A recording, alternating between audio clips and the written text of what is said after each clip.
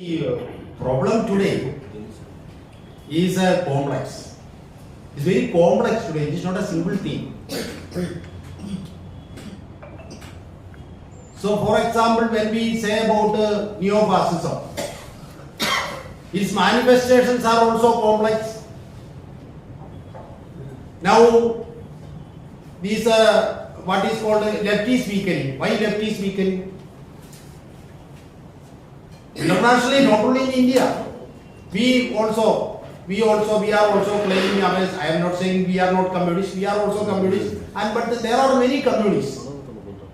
But why they are failing?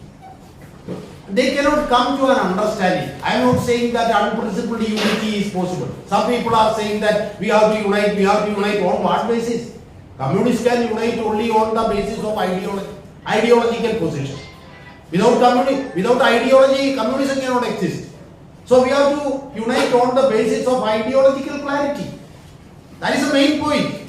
We have to discuss what is the concrete situation, and only if we can analyze the concrete situation in a proper way, we can unravel the reality, only can we unite. But for that we need a method. We need a methodology. We have only one methodology. That is a Marxist methodology. In spite of we say that left is weakening, in spite of we say that the communist parties are unable to do anything when neo-fascism is advancing, still it is only the communists, it is only the Marxists who can analyze this. No other forces can do.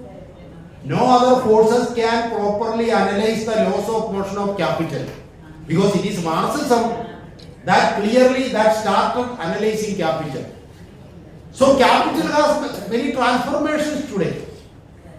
Capital is transforming, and these transformations have brought about many changes in the world, imperialism and global oppression, plunder, etc.